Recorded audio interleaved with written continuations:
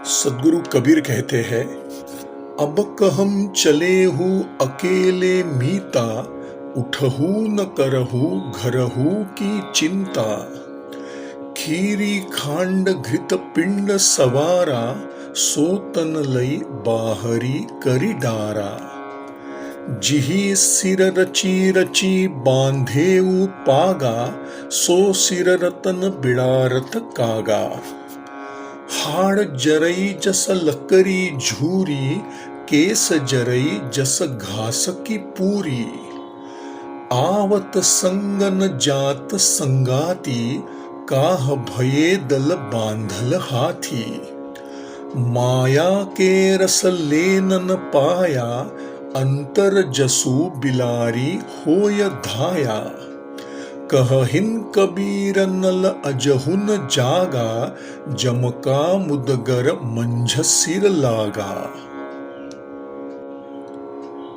वैराग्य के लिए अंतिम अवस्था का वर्णन है। सदगुरु कबीर कहते हैं, प्रपंची मित्र, अब अकेले कहां जा रहे हो? उठो ना, असली घर की चिंता करो।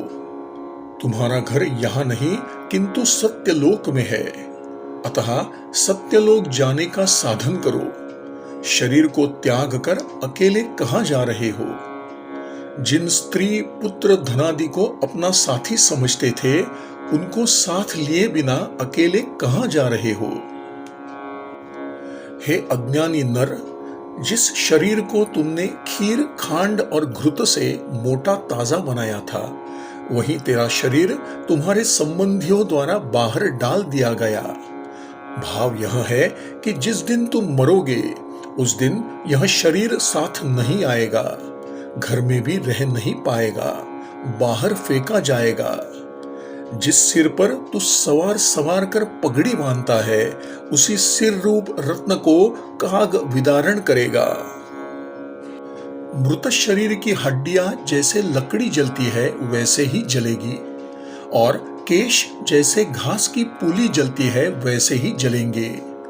जीवात्मा के पूर्व शरीर को त्याग कर इस शरीर में आते समय किसी का संग नहीं होता है, और इस शरीर को त्याग कर उत्तर शरीर में जाते समय कोई संघाती नहीं होता है। कोई साथ नहीं जाता है तो हाथियों के समूह अर्थात झुंड के झुंड बांधने से क्या हुआ? जब कोई साथ नहीं जाता है तो हाथी घोड़े के दल बांधने से क्या लाभ? कुछ नहीं। प्रारब्ध से अधिक भोग नहीं मिलता है, और प्रारब्ध समाप्त होने पर शरीर छूट जाता है। सदगुरु कबीर कहते हैं कि हे नर, तुम अज्ञान निद्रा से अभी भी अर्थात वृद्धावस्था हो गई तो भी नहीं जगे हो, विषयों का त्याग नहीं किए हो। इससे तुम यह निश्चित समझो कि यमराज का हथौड़ा तुम्हारे बीच सिर में लग गया है, अर्थात शरीर छूटने पर यमराज तुम्हारे सिर पर गदा का प्रहार करेंगे। पानी बीच बतासा संतो, तन का यही तमाशा है। कहीं से आया कहां जाएगा, क्यों बैठे पछताता है। मुट्ठी बांधे आया बंदे, हाथ पसारे जाता है। किसकी नारी कौन पुरुष, कहां से नाता लाता है। बड़े बिहाल खबर नहीं तन की, बिरही लहर बुझाता है। एक दिन जीना दो दिन जीना, जीना बरस 50 है। अंतकाल 20 100 जीना, फिर मरने की आशा है। जो जो पाव धरो धरनी में, त्यो त्यो काल नियराता है।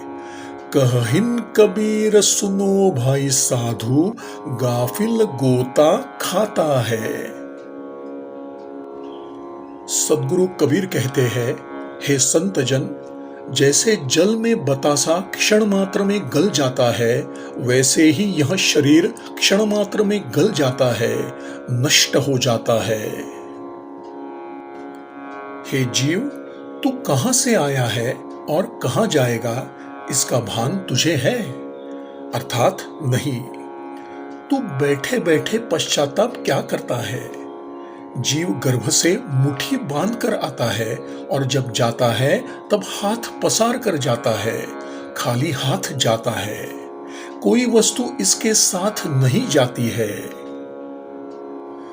परमार्थ में न कोई किसी की स्त्री है और न कोई किसी का पुरुष। तू कहां से ये सब संबंध जोड़कर आया है? तुम ऐसे बड़े बेहाल हो कि तुझे शरीर की भी खबर नहीं है। भगवत विषयक विरहाग्नि की लहर को बुझा रहे हो। एक दिन जीना है, 2 दिन जीना है, 50 वर्ष जीना है, यहां तक कि 120 वर्ष तक जीना है। आखिर एक दिन तो मरना ही है। जैसे जैसे पृथ्वी पर पांव बढ़ाते हो वैसे वैसे काल भगवान निकट आता जाता है। सदगुरु कबीर कहते हैं कि हे साधु बंधुओं, आप सुनिए कि ये संसारी जीव गाफिल है, बेभान है, अतः संसार सागर में गोता लगा रहे हैं, जन्मते रहते हैं, मरते रहते हैं। इस तन धन की कौन बड़ाई, देखत नैनों से माटी मिलाई। कंकड़ चुनी चुनी महल बनाया, आप जाय जंगल बिच सोया। हाड़ जरे जस लकड़ी झूरी, केस जरे जस घास के पूरी। यह तन धन कछु काम न आई, ताते नाम जपो लऊ लाई। कहहिन कबीर सुनो मोरे मुनिया, आप मुए पीछे डूब गई दुनिया। सदगुरु कबीर कहते हैं कि हे संसारी जीव, इस शरीर और धनादि पदार्थों की क्या प्रशंसा है? ये स्थायी तो है नहीं, क्योंकि नेत्रों से देखते देखते शरीर मिट्टी में मिल जाता है, धन भी चला जाता है, क्योंकि लक्ष्मी चल है।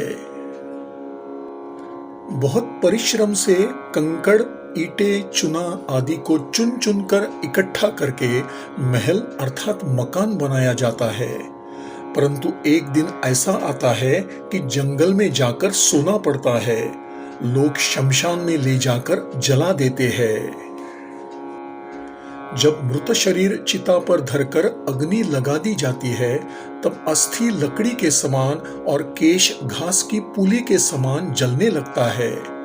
एक क्षण में सब जलकर भस्म हो जाते हैं। उक्त तन तथा धन आत्मा के किसी काम नहीं आते हैं। इसलिए हे जीव, भगवान के नाम का जप क्षण क्षण चित्त लगा कर करो। सदगुरु कबीर कहते हैं, हे मेरे मन, तू सुन।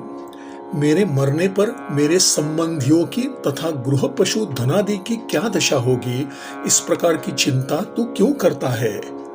अपने मर जाने पर सारी दुनिया डूब गई ऐसा समझ।